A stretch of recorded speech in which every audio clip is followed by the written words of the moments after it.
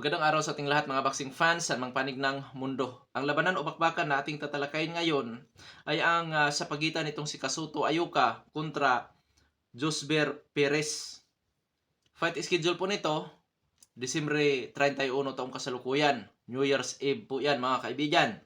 Nagaganapin ang bakbakan sa Ota City General Gymnasium, Tokyo, Japan.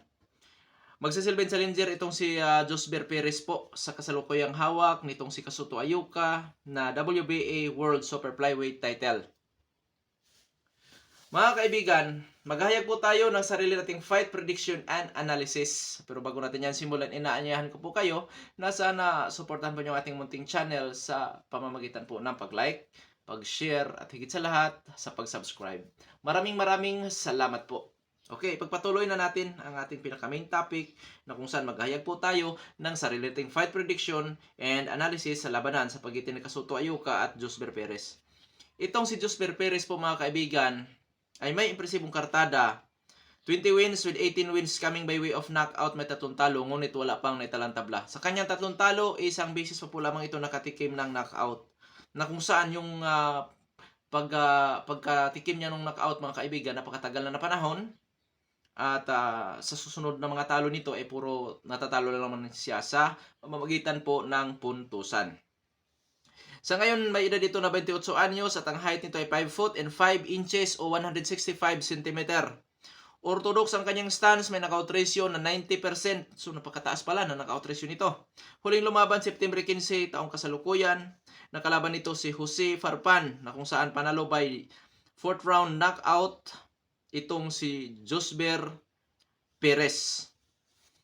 Nakatikim ito ng talo by knockout noong nakalaban siya kay Carlos Moreno noong 2016, which is 4 rounders pa po lamang siya noong mga kaibigan.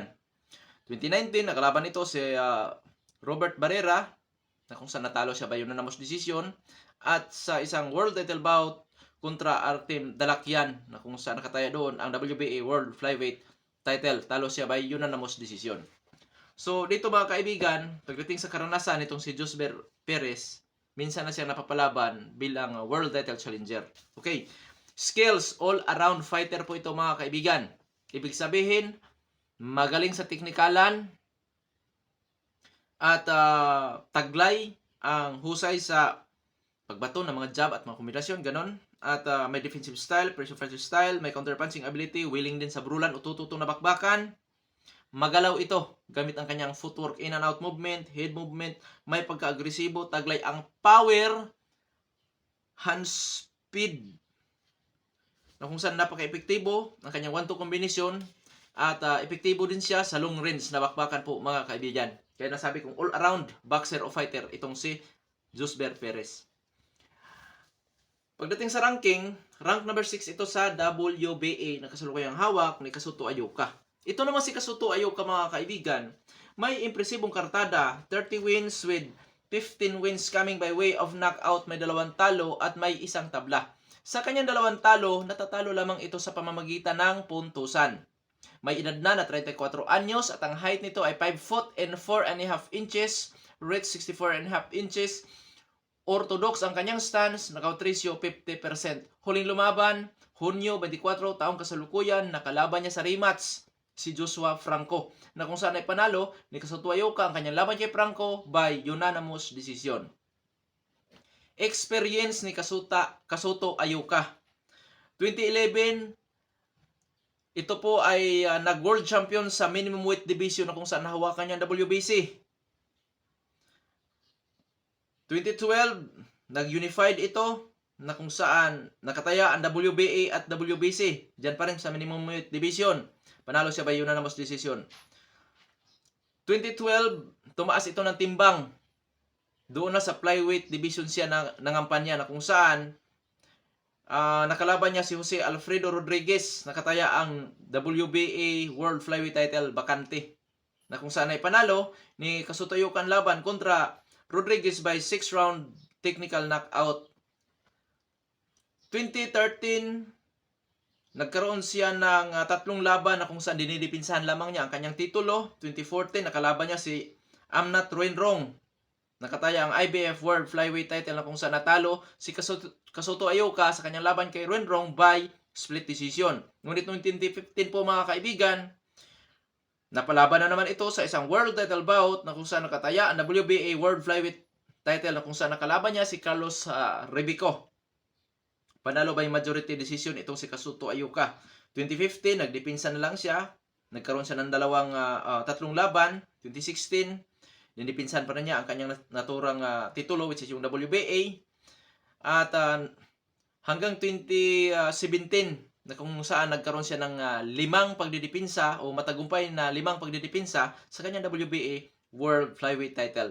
Noong 2018, tumaas ito ng timbang na kung saan po mga kaibigan, kinalaban niya si Mac Williams Arroyo na kung saan nakataya ang WBC Silver Super Flyweight title na kung saan ay panalo nitong si Kazuto Ayuka ang laban by unanimous split decision. 2018 ulit, nakalaban nito ang ating kababayan na si Donnie Ahas Nietes na kung saan nagsisilbing challenger si Kazuto Ayuka sa WBO na hawak ni Donnie Nietes. Talo si Ayuka sa ikalawang pagkakataon doon sa pamamagitan ng split decision. 2019, binakante ni kung ngayon naalala, nagkaroon ng laban o labanan sa pagitan ni Nietes at si Aston Palicte na sa tabla nung una. Noong i-rematch sila mga kaibigan, binitawan na ni Nietes ang naturang titulo. Kaya pinaglalabanan ni Aston Palicte at Kazuto Ayuka noong 2019 ang binakante ni Nietes na WBO World Super Flyweight title na kung saan nakatikim ng talo si Palicte by technical knockout sa ika-10 round, scheduled 12 rounds of professional boxing. Pagkatapos noon mga kaibigan, nagkaroon pa ulit ng laban itong si Kazuto Ayuka which is dinidipinsahan na lamang niya ang kanyang titulo. 2020, nagkaroon siya ng isang laban. 2021, nagkaroon siya ng 2 laban na kung saan matagumpay ang kanyang didipinsa sa WBO na kanyang hawak. 2022, nagkaroon sila ng rematch si Nietes. Ang kampiyon na noon ay si Kazuto Ayuka, si Nietes naman ang challenger na kung saan lipas na sa prime itong si Nietes nung napalaban kay Kazuto Ayuka. Sa kanilang rematch, natalo na si Nietes by unanimous decision. 2022 mga kaibigan, ganong taon pa rin, nakipag-unification title bout itong si Kazuto Ayuka kay Joshua Franco. Nakataya ang WBO at WBA na kung saan nauwi po sa split draw ang kanilang bakbakan. 2023, taong kasalukuyan, at yun na rin ang nagsisilbing huling laban nitong si Kazuto Ayuka. Nakalaban niya sa rematch si Joshua Franco na kung saan nakataya na lamang ang bakanting WBA World Super Flyweight title na kung saan naipanalo ni Kazuto Ayuka ang laban po mga kaibigan by unanimous decision. Sa mga katuwid, 3 Division World Champion or 4 Division World Champion itong si Kazuto Ayuka po mga kaibigan. Pagdating sa skills, isa po itong technical fighter. Ibig sabihin, magaling sa opinsa, mahigpit sa dipinsa, taglay ang husay sa puntusan, at mahusay din itong si Kazuto Ayuka mga kaibigan talaga as a technical fighter. Okay, so kung inyo napapansin, di hamak mga kaibigan na masasabi kong legendary na itong si Kazuto Ayuka. Oo, living legend na ito kung tutuusin dahil isa sa kanyang kinalaban nating kababayan na si Nietes, living legend na yun eh. So dito mga kaibigan, lamang talaga si Kazuto Ayuka pagdating po sa karanasan. Oo. Maraming ikinalamang talaga si Kazuto Ayuka. Oo. Eksperyensya. Pagdating sa skills, may laban din siya. Sa power naman, hindi rin po masasabi nating mababa ang kanyang knockout ratio which is 50%. Kaya dito mga kaibigan, dadako na tayo sa ating prediction. Prediction ko dyan mga kaibigan, Kazuto Ayuka by split or unanimous decision. Hindi ako gano'ng kumbinsido na magawa ni Kazuto Ayuka na may knockout itong si Josber Perez dahil napakamagalaw. Sa panig naman ni Josber Perez, dahil alam naman natin na ito po ay boxing, ika nga sa wikang English, this is boxing, anything can happen. Mga kaibigan, pinakatsansa lamang ni Josber Perez ay ang ma-upset si Kazuto Ayuka by knockout.